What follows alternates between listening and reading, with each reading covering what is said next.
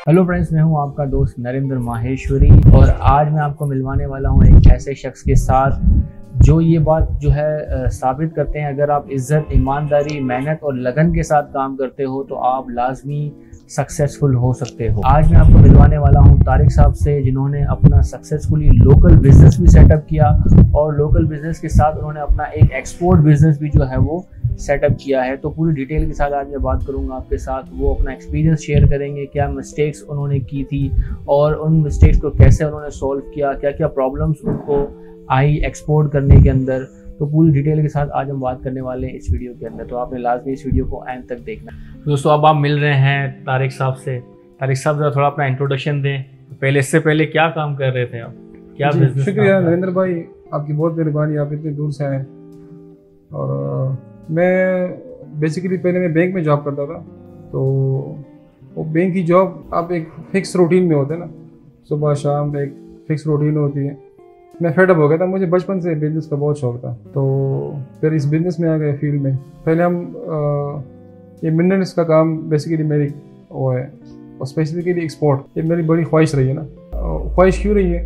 इस वजह से कि हमारे यहाँ सब लोग इंपोर्ट करते हैं, सब लोग नहीं, अक्सर लोग, मतलब इंपोर्ट एक आसान काम है, इंपोर्ट करते हैं। मैंने सोचा एक्सपोर्ट करूँ ताकि इस मुल्क का कुछ फ़ायदा हो। इस मुल्क में मतलब ये हमारा मुल्क है, हमने इसको आगे लेके जाना है, तो इस मुल्क में फ़ायदा एक्सपोर्ट से ही है ना। हाँ जी, अपनी मार्केटिंग करे प्रोडक्ट्स की, जो भी हो, मिनरल नहीं, जो भी हो, जो प्रोडक्ट्स भी हो। तो मेरा ये एम है, मोटिव है मेरा कि इस मुल्क का नाम रोशन करो, स्पेसिफिकली एक्सपोर्ट के लिए।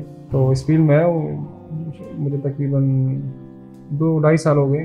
पहले हम लोकल उसको देते थे कंपनीज को, जो आगे खुद जाके एक्सपोर्ट करती थी। हमारा मुख्तलिफ आइटम्स होती है ना, फ्रूट, वेजिटेबल वगैरह, मिनरल वगैरह, थोड़ा बहुत उसमें काम करते थे। पहले सारा लोकल आप काम कर रहे थे, सब चीज़ें लोकल कर रहे थे आप? हाँ जी, हाँ, सारा काम लोकल हमारा चलता था। उसमें जो कराची में बड़े बड़े एक्सपोर्टर बैठे हुए हैं, वो हमसे माल लेके जाते थे आगे, फिर वो खुद एक्सपोर्ट करते थे। असल में बेसिकली मिनरल्स, ज़्यादातर प्रोडक्ट्स जो है मिनरल या केपी में या बलूचिस्तान में, तो केपी एक मिनरल रिच सूबा है, तो उस पर काम करने की जरूरत है, एक्सटेंसिवली काम करने की। यहाँ पे बहुत पोटेंशियल है, बहुत ह्यूज पोटेंशियल है। एक्सपोर्ट का मतलब आपका शौक था यहाँ पर एक्सपोर्ट फील्ड के अंदर आने का? बिल्कुल बिल्कुल। लोकल जो आपसे लोग ले रहे थे, आप ही से लेकर वो अपना नाम से वो एक्सपोर्ट कर रहे थे? हाँ जी बिल्कुल। तो ये बड़ा अच्छी चीज़ है कि आप खुद अब एक्सपोर्ट करना।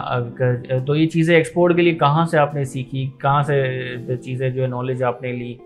अच्छा, एक तो मैं एजुकेशन, मेरी बिजनेस है, बिजनेस मैंने MBA किया है, तो वहाँ से कुछ सीखा था ट्रेड के हवाले से कि ट्रेड डेफिसिट किस तरह कम होता है, उनकी इकोनॉमी किस तरह बेहतर होती है। इकोनॉमी मॉडल होते हैं वो पीछे चले जाए तो लंबी बात बनती है। तो फिर आगे मुझे स्टडी की है, ये नहीं कि स्टडी के बगैर कुछ भी नहीं होता।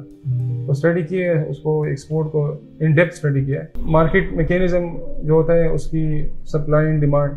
तो आजकल गूगल पे सब कुछ मिलता है। हाँ जी, आप सर्च करें, कुछ पेड होता है, कुछ फ्री होता है। तो पेड भी आप पेड भी ले सकते हैं, वरना फ्री में बहुत इंफॉर्मेशन मिल जाती है कि किस मुल्क का कितना एक्सपोर्ट पोटेंशियल है, वहाँ का क्या क्या गैप से क्या क्या काम हो सकता है, क्या क्या काम नहीं हो सकता।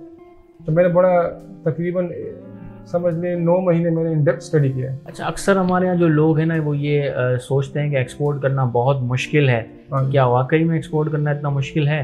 मुश्किल तो है जी, एक्सपोर्ट तो मुश्किल काम है ही, तब आसान काम नहीं है। मैं जब इस फील्ड में आया था तो मेरे एक दोस्त से, उन्होंने मुझे बुलाया इस्लामाबाद में, मीटिंग हुई हमारी, तो उसने मुझे बताया, खामखा में अपने आप को फंसा रहे हो, इंपोर्ट का काम करो।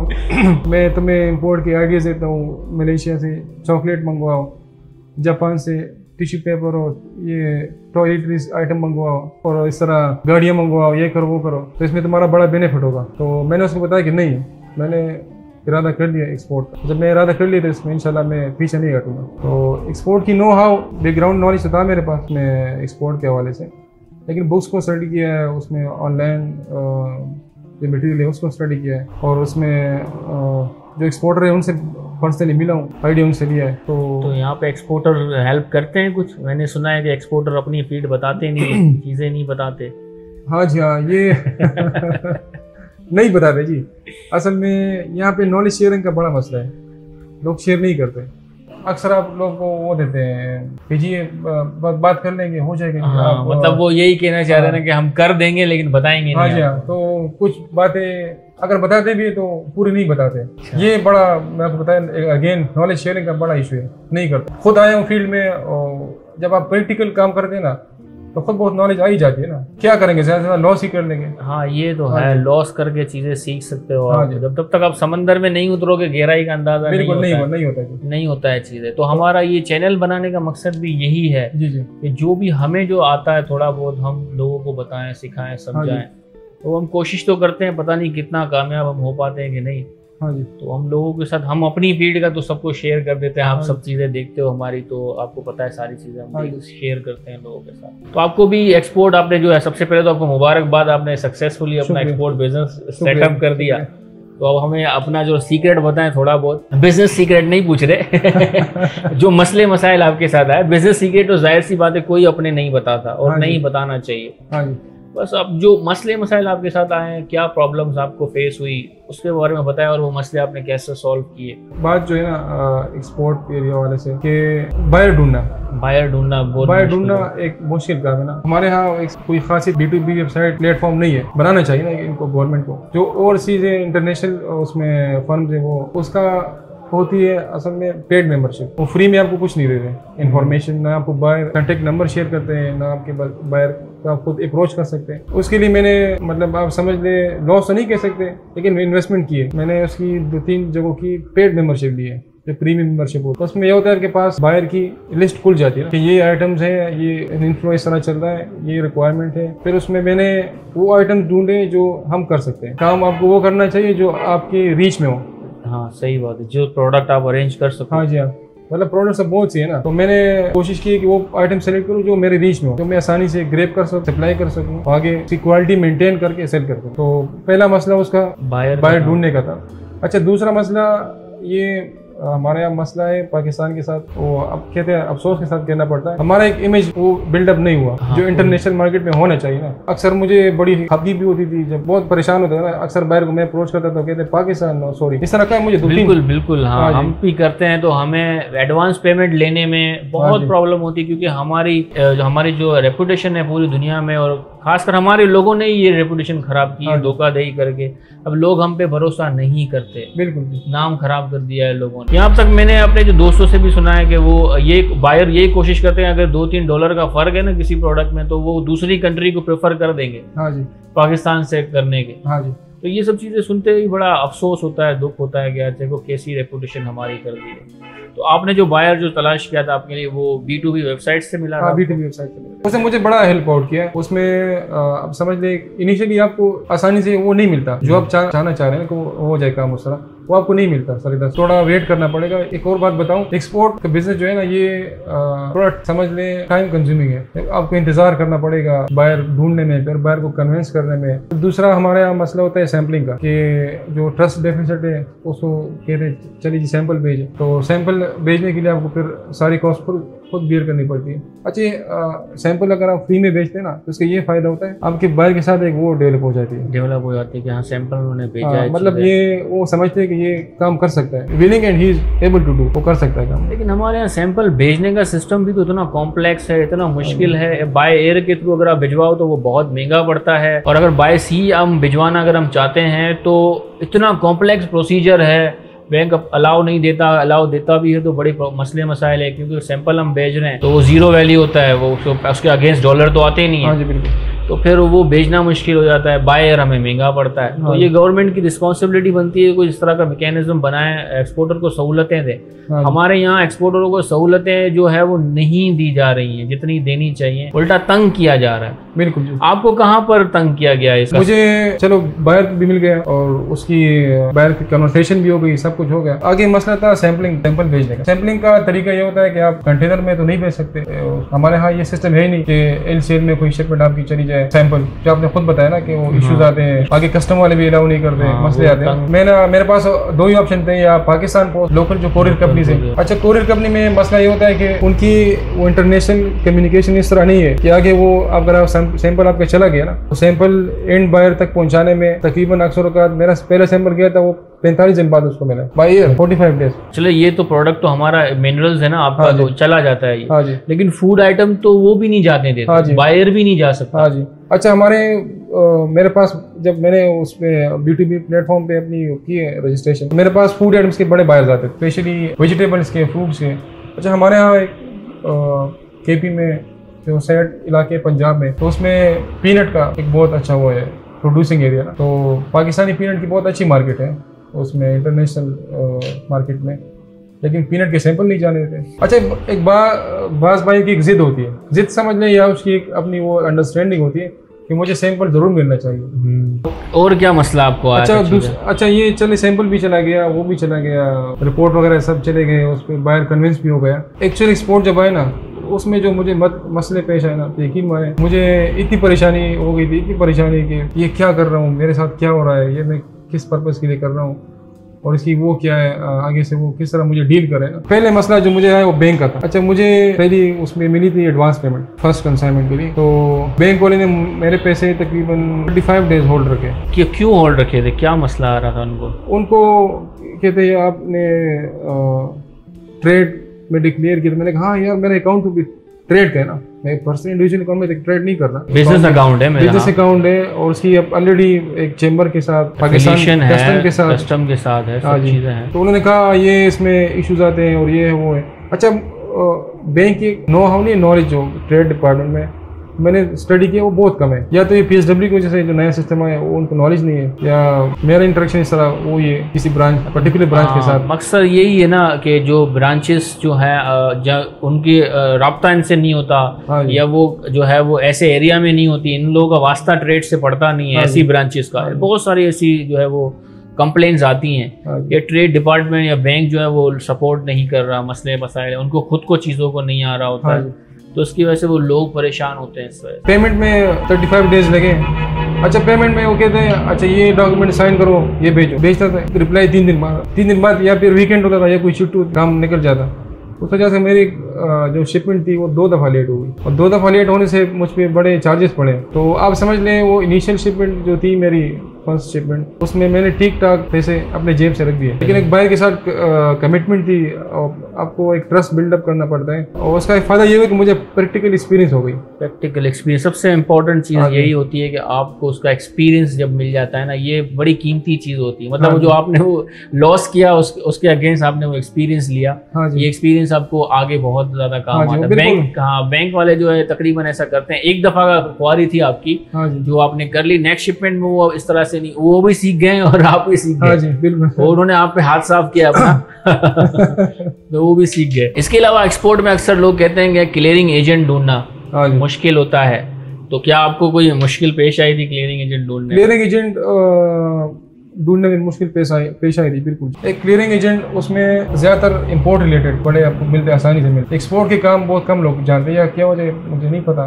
उसमें, या होंगे भी, शायद मेरी डायरेक्शन ना हुई हो। क्लियरिंग एजेंट ढूंढने में मसले पेश आए। फिर नरेंद्र भाई आपके साथ वो इंटरेक्शन पहले से थी ना। अच्छा, आपकी वीडियो ने मुझे बड़ा फ़ायदा दिया, जो मैंने बुकिश नॉलेज पढ़ा है या इंटरनेट से पढ़ा है, तो उसके मुकाबले में जो वीडियो आप देखते हैं ना, उसकी यूट्यूब आपकी देखिए ज़्यादा, और किसी के नहीं देखी स्पोर्ट के वाले से, उसमें इस बंदे की इंटरेक्शन बढ़ जाती है, उससे मैंने बहुत कुछ सीखा है। फिर मैंने आपसे रब्ता किया, तो क्लियरिंग एजेंट वाला मसला आपने मेरा हल कर दिया।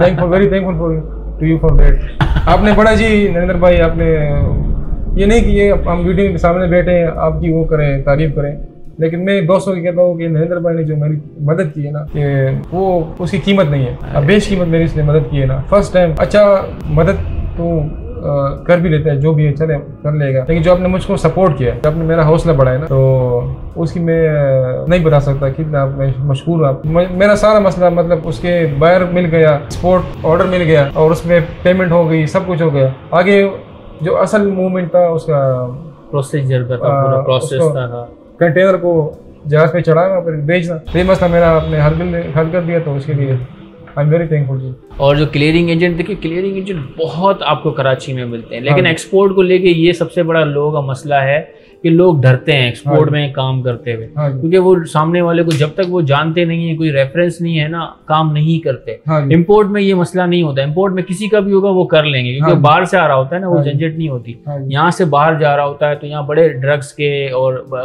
चरस गांजा बहुत चीजें जो है छुपा के डाल देते हैं, हाँ जी, तो लोग घबराते हैं लोग, बिल्कुल जी, इसलिए जो है ना नहीं करते नहीं काम। करते, ये हो जाए आप। यही वजह है। और दूसरा जो क्लियरिंग एजेंट तो चले हो गया, दूसरा जो लोगों को नहीं मिलता होता है फ्रेट फॉरवर्डर। हाँ जी। फ्रेट फॉरवर्डर का कैसा एक्सपीरियंस था आपका? अच्छा, फ्रेट फॉरवर्डर का मेरा बहुत बैड एक्सपीरियंस लगा। मैं आपकी वीडियो के हवाले से व्यूअर्स हैं तो ये बताना चाहता हूँ कि फ्रेट फॉरवर्डर आप वो ढूंढें वहाँ जिनके पास अपना रजिस्टर्ड ऑफिस हो। रजिस्टर्ड, हाँ हाँ जी, तो उनका एक सेटअप हो, उनकी कंपनी रजिस्ट्रेशन सब कुछ मौजूद हो। ये जो नेट पे मिलते हैं, फेसबुक पे मिलते हैं, ये अक्सर बेशतर वो होते हैं, ठीक नहीं होते। तो फ्रेट फॉरवर्डर ने मुझे बड़ा परेशान किया। लेकिन यही फ्रेट फॉरवर्डर और ये छोटी छोटी चीज़ें हैं जो प्रॉब्लम क्रिएट कर देती हैं लोगों का। हाँ जी। अगर अच्छे लोगों के साथ अगर हम इंटरेक्शन हो जाता है तो फिर वो काम बड़ा सिंपल हो जाता है हमारे लिए। हाँ जी। लेकिन अगर कोई ऐसा शख्स मिल जाता है जो अनप्रोफेशनल होता है या बस उसका मकसद ये होता है कि एक बकरा आ रहा है इसको हलाल करना, हाँ, ये ज़हन में रख के यहाँ पर बैठे होते हैं लोग। बहुत अच्छे लोग भी हैं हमारे इस फील्ड के अंदर, और जहाँ पर कुछ ऐसे लोग भी आ चुके हैं जैसे हर फील्ड में होते हैं, तो बस ऐसे ही हैं कि बस वो अपनी एक बोटी के लिए आपका बकरा हलाल करने में एक सेकंड भी नहीं सोचेंगे। हाँ जी। इन चंद लोगों की वजह से लोग परेशान होते हैं और परेशान होकर बोलते हैं कि हमें एक्सपोर्ट नहीं करना। हाँ जी। एक्सपोर्ट से वो तोबा कर लेते हैं कि नहीं, हमें लोकली बेचना है, वही अच्छा है। हाँ जी। इसके अलावा जो है अक्सर जो कस्टम का प्रोसीजर होता है, कस्टम के साथ वो तो क्लियरिंग एजेंट ही करता है। हाँ जी। तो और कोई मसला आपको आया था वहाँ पे? नहीं आया? सच कोई प्रोसीजरल इश्यूज आते रहते हैं लेकिन मसला नहीं हुआ। मतलब ओवरऑल पूरा प्रोसेस सही रहा, कोई ज़्यादा प्रॉब्लम नहीं है? जो रूटीन के मसले थे वही मेरे ख्याल में इसको कस्टम्स को भी और गवर्नमेंट को भी इसको इम्प्रूव करने की जरूरत है ना, मजीद इम्प्रूव हाँ करने जी। की तो बहुत ज़्यादा ज़रूरत है। हमारे यहाँ जो गवर्नमेंट एम्प्लॉयज़ हैं उनके रवैये वैसे ही हैं जैसे होते हैं हमारे पास हाँ जी। गवर्नमेंट एम्प्लॉयज़ के, तो मजीद और इम्प्रूवमेंट करने की ज़रूरत है। एक यही बहुत सारी चीज़ें हैं कि हमारे जो एक्सपोर्टर है वही शिकायत करते हैं कि कस्टम है लोगों को तंग किया जाता है, परेशान किया जाता है, तो वो भी चीज़ें जो है उसके ऊपर वर्क करने की ज़रूरत है। अच्छा, मैं आपको नरेंद्र भाई एक और बात बताऊं, ये सिस्टम जो बने पाकिस्तान सिंगल विंडो ना, तो ये तो इलेक्ट्रॉनिकली सिंगल विंडो है ना, अब प्रैक्टिकली सिंगल विंडो नहीं है। ये जिस मकसद के लिए बनाया गया था अभी हाँ तक वो मकसद दिखाई नहीं दे रहा। हाँ जी। यहाँ पर ये बनाया गया था कम से कम लोगों का इंटरेक्शन हो, हाँ जी। और ज़्यादातर ऑटोमेशन की तरफ जाया हाँ गया जी। था, लेकिन अभी तक ऐसा कुछ भी नहीं है। हाँ जी। जो स्पीड मनी चल रही है, जो उन सबको रोकने के लिए सिस्टम बनाया हाँ गया जी। था, लेकिन अभी तक ऐसा कुछ भी नहीं है, हाँ जी। वो ही चल रहा है। इन फ्यूचर अगर हो जाए तो वो देख लेंगे, मुजज़ा हो जाएगा। अब बाकी अभी तक तो वैसे ही चल रहा है। असल में जो चाइना का मॉडल देखे ना, चाइना में तो इनकी एक्सपोर्ट तो खैर बड़ी बहुत सी वजूहत है। एक वजह ये भी उनकी क्लियरेंस, उन्होंने बड़ा सोफिस्टिकेटेड सिस्टम बड़ा आसान किया जी। अच्छा, जो ये अली एक्सप्रेस है या जिस तरह की कोई लोकल उसके शिपमेंट प्रोसीजर बड़ा आसान किया जी। मेरे चाइनीज काउंटर पार्ट से अक्सर बात होती थी, लेकिन हमारा सिस्टम बड़ा इजी है। हम यहाँ से बस पे करते हैं, उस पर लगाते हैं वेरिएशन वगैरह जो भी हो, आगे से वन गो में वो निकल जाता है ना। तो मेरे ख्याल में एक्सपोर्ट के लिए गवर्नमेंट को, कस्टम्स को स्पीड अप प्रोसेस करना चाहिए, इसको आसान बनाना चाहिए। PSW का मकसद यही था कि जो काम यहाँ पर दिनों में हो रहा है ना, वो घंटों में हो जाए। घंटों में होता है। PSW का मकसद ये हो सकता है इन फ्यूचर के अंदर कर दें, तो ये प्रोसेस जो दिनों के अंदर है वो घंटों में करने के लिए इसको ऑटोमेशन को लाया गया था। जितने भी गवर्नमेंट के जो इदारे हैं उनको भी, उनके अंदर भी ये सिस्टम इम्प्लीमेंट करने की कोशिश की, अभी हो रहे हैं धीरे धीरे, 4-5 तो हो चुके हैं। हाँ जी। तो ये जल्दी अगर हो जाए, दिनों के अंदर काम हो, आसानियां प्रोवाइड करें, सस्ता हो, लोगों को जो है ये जो मसले आ रहे हैं, जो रिश्वतखोरी है, जो ब्लैकमेलिंग है, अगर ये चीज़ें ख़त्म हो जाए कस्टम के अंदर तो ये मसले और सॉल्व हो सकते हैं। क्योंकि आजकल के जो प्रोडक्ट हैं, जो चीज़ें चल रही हैं, जिस तरह की महंगाई, आप सबको पता है, हमसे ज़्यादा अच्छे से जानते हो आप, सारे काम आप कर रहे हो, इतना प्रॉफिट मार्जिन होता नहीं है एक्सपोर्टर के पास, तो ये सब चीज़ें बर्दाश्त कर सके। हमारे यहाँ तो ये फ्यूल प्राइसेस जब बढ़ी है ना, जैसे हम बहुत पीछे रह गए, अब मार्केट में हम कम्पीट नहीं कर रहे है ना। एक चीज़ जो है हमारे पड़ोसी ममालिक में, अगर उसको वो 2 रुपए की मिल रही है तो वो हमसे 5 रुपए की क्यों खरीदेगा? सही, यही बात है। अब ये चीज़ें मुश्किल तभी तो एक्सपोर्टर्स को होती है यहाँ पे सर्व करने में, तो वो अपना जो प्रॉफिट वो सारा खर्चा अपने प्रॉफिट मार्जिन से उसको एडजस्ट करना होता है। हाँ जी, बिल्कुल। तो वही चीज़ें आगे लोग नहीं समझते। अच्छा, ये डॉलर की जो, अच्छा दूसरी बात ये, जब आपको मतलब पेमेंट मिलती है ना बैंक, ये भी हमारा मसला हुआ है बैंक के साथ। जब मुझे एडवांस पेमेंट मिली है तो उसका जो डॉलर रेट था उन्होंने मार्केट से बहुत कम लगाया हमें, पता नहीं क्या वजह है, पूछा भी नहीं, लेकिन कोई तसल्ली बख्श जवाब नहीं दिया। और ये जो आगे जब हम रेट के लिए उसको पेमेंट करते हैं तो वो मार्केट से थोड़ा ज्यादा लेते हैं, तो मेरे ख्याल में इसका कोई सिस्टम होना चाहिए ना इस तरह। यहाँ पे सिस्टम ही तो नहीं है चीज़ है। बैंकिंग के थ्रू जो रेट्स होते हैं वो बाइंग और सेलिंग के रेट्स होते हैं, वो कुछ फ़र्क होता है, लेकिन इतना फ़र्क नहीं होता जितना आपने हमें चीज़ें बताया। तो ये बैंक ही जस्टिफाई कर सकता है। और शिपिंग कंपनी का जो है ये ज़्यादातर गेम जो होता है ये फ्रेट फॉरवर्डर का होता है, क्योंकि अब शिपिंग कंपनी के भी अपने मसले मसाइल हैं। अगर आप फ्रेट वेरीफाई करने के लिए, पहले फ्रेट तो वेरीफाई नहीं करती है, कॉल करते हो शिपिंग कंपनी में तो भाई ये हमारा फ्रेट फॉरवर्डर है या ये है, उन्होंने हमसे इतने चार्जेस लिए हैं, तो वो कभी भी आपको वेरीफाई नहीं करते। वो लोकल चार्जेस वेरीफाई कर देते हैं, ये नहीं करते। रेट के अगर शिपिंग, अगर यहाँ उनसे आप डॉलर एक्सचेंज रेट है वो वेरीफाई कर सकते हो कि आप जो शिपिंग कंपनी जो है वो किस रेट पे जो है वो उनका क्या एक्सचेंज रेट क्या चल रहा है, फिर आप वेरीफाई कर सकते हो फ्रेट फॉरवर्ड ने इनवॉइस दी है उसके अंदर क्या रेट चल रहा है। तो ओवरऑल ये सारी चीज़ें हमने डिस्कस की, अपने एक्सपीरियंस हमारे साथ शेयर किया, हमारे लोगों के साथ, हमारे व्यूवर्स के साथ शेयर किया। उम्मीद है उनके लिए जो है वो बेनिफिशियल सारी चीज़ें होंगी, और आपके लिए भी ये नेक तमन्नाएं हैं जो है मज़ीद और तरक्की करें और बहुत बड़े एक्सपोर्टर बने पाकिस्तान के। हम एक दूसरे के काम आएंगे ना, एक दूसरे को सपोर्ट करेंगे ना, तो ये कुदरती बात है, अल्लाह उसका अजर दूसरी जगह से दे देता है ना। मतलब हर जगह आप उसको नहीं देखते ना, मॉनेटरी गेन्स को नहीं देखते। अच्छा जी नरेंद्र भाई, मैं आप जो एक्सपोर्टर है इस फील्ड में आना चाहते हैं, मैं इनको एक सजेशन भी देता हूँ कि आप काम करें, दिल लगा के काम करें। पहले काम तो ये कि आप, कोई मुश्किल काम नहीं है, लेकिन हर काम के लिए आपको एक होमवर्क करना चाहिए, पूरी स्टडी, पूरी आप मार्केट के नो हाउ सब कुछ आपको उस पर इन डेप्थ जाना चाहिए, फिर आगे प्रैक्टिकल कदम लें आप। दूसरी बात ये कि आप जो इंटरनेशनल B2B वेबसाइट्स हैं या अपने लिंक्स इस्तेमाल कर सकते हैं, हमारे KP में या पाकिस्तान के बहुत से लोग ओवरसीज में, तो आप इनको यूटिलाइज कर सकते हैं। ये मेरी तरफ से एक है ऑप्शन है कि इस तरह करें कि वहाँ पे पाकिस्तानी प्रोडक्ट्स की मार्केटिंग करें, हो सकता है। और इसमें बायर्स अप्रोच करें, जेन्युइन बायर्स को। और दूसरा एक बात का ख्याल रखें कि आप पेमेंट जो है ना, या एडवांस पे काम करें या LC पे काम करें। ये बड़ा अच्छा पॉइंट है कि अक्सर जो नए एक्सपोर्ट होते हैं उनके पैसे फंस जाते हैं ना। और गवर्नमेंट की तरफ से मैं गवर्नमेंट को रिक्वेस्ट करना चाहूँगा कि ये हमारे यहाँ ये फ्रेट का, लोकल फ्रेट का निज़ाम बड़ा हुआ डिस्टर्ब है। जब से ये तेल की कीमतें बढ़ी है ना, तो इनका कोई सिस्टम नहीं है। गवर्नमेंट करती है लोकल रूट्स पे किराया फिक्स करती है ना पब्लिक ट्रांसपोर्ट के लिए, तो इनके भी फिक्स होने चाहिए ना। सही बात है। मतलब इनके मैकेनिज्म बनाए हैं, उनको आप बाउंड करें ना कि आपका रेट का स्टैंडर्ड होना चाहिए। सर आप लोकल किराए पे करते हैं, पब्लिक ट्रांसपोर्ट पे, जैसे कराची में उनकी यूनियन है, तो उनके यूनियन के रेट्स होते हैं, लिस्टें बाकायदा हमारे पास आ जाती है कि यहाँ से यहाँ तक वो किराया होता है। तो यहाँ पर इस तरह का कोई निज़ाम नहीं है जी। यहाँ पे जब आपको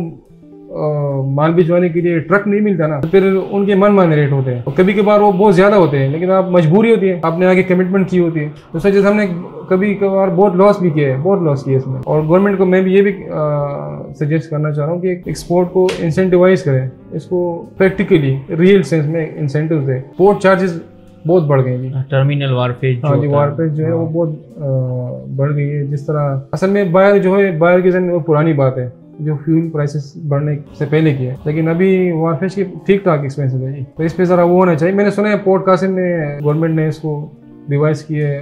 पोर्ट कासिम के जो चार्जेस है ना वो कुछ बेहतर है, नॉर्मल है, कुछ फ़र्क है। जो कराची की तरफ टर्मिनल्स हैं, SAPT हैं, इनके अपने अपने जो है वो टैरिफ रेट्स होते हैं। हाँ जी। तो पोर्ट कासिम के इनके कंपैरिजन में कुछ कम होते हैं। हाँ जी। सबसे ज़्यादा जो है वो अभी जो हमने किए हैं SAPT के चार्जेस काफ़ी ज़्यादा हैं, उनके चार्जेस काफ़ी ज़्यादा हैं। उनके PICT के कुछ कम हैं उससे कंपैरिजन में, KICT के भी कुछ कम है। तो अगर हम कंपैरिजन करते हैं इनके, तो SAPT के सबसे ज़्यादा नज़र आते हैं। तो ये जो है अब पता नहीं क्या सर्विस एक्स्ट्रा वो दे रहे हैं हमें, तो वो नहीं समझ में आ रहा। वो खुद ही जस्टिफाई कर सकते हैं अपनी प्राइस को। तो गवर्नमेंट को जो है इनको जो है बॉन्ड करना चाहिए कि जो उनको कम से कम लिए जाए, एक्सपोर्टर के ऊपर कम से कम बोझ डाले जाए। ये जो काम करने के होते हैं ना, ये एसोसिएशंस के होते हैं। जैसे हम मिनरल्स के कोई एसोसिएशन मेरे ख्याल से नहीं है, मिनरल्स की एसोसिएशन नहीं है जी, मिनरल्स की कोई एसोसिएशंस नहीं है ना, इसकी वजह से ये अगर कोई बिजनेस जैसे गारमेंट्स है, गारमेंट्स की एसोसिएशन है, मैन्युफैक्चरर्स हैं, वो अपने मसले लेके चैम्बर ऑफ कॉमर्स में जाते हैं, गवर्नमेंट से जाके मिलते हैं कि भाई हमारे जो एक्सपोर्टर्स है फील्ड के, उनको ये मसले आ रहे हैं, उनके जो है उनकी सहूलत के लिए ये पॉलिसीज बनाए। तो यहाँ पर एक एसोसिएशंस बननी चाहिए मिनरल से रिलेटेड, और ताकि उनको मसले बताया जाए, जो एक्सपोर्टर्स हैं वो अपने मसले उनको बताएं, फिर वो गवर्नमेंट तक आपकी बात पहुँचाए। तो एक एसोसिएशन भी बननी चाहिए मिनरल्स के ऊपर, ताकि और मजीद आसानियाँ पैदा की जाए, पोर्ट चार्जेस को कम किया जाए, जहाँ से वो लेते भी डॉलर्स में है। सबसे बड़ी बात, अगर आप अपना वारफेज देखोगे तो वो डॉलर्स में आपसे पैसे लेते हैं, और डॉलर के बढ़ने से भी वारफेज में बहुत फर्क पड़ जाता है। पड़ता है जी। अच्छा, जो मुझे कई दफ़ा एक्सपीरियंस हुआ ना, जो वारफेज के चार्ज है वो nearly half of the freight charges, एक कंटेनर का फ्रेट है उसके हाफ में वो पड़े, एक बहुत ह्यूज अमाउंट है जी। चलें, आपसे बात करके बहुत अच्छा लगा, बहुत अच्छे पॉइंट्स आपने बताए हमारे व्यूअर्स को। बहुत बहुत ख्याल रखिए और बहुत बहुत शुक्रिया। शुक्रिया रंगर भाई, अल्लाह को खुश रखे। ओके।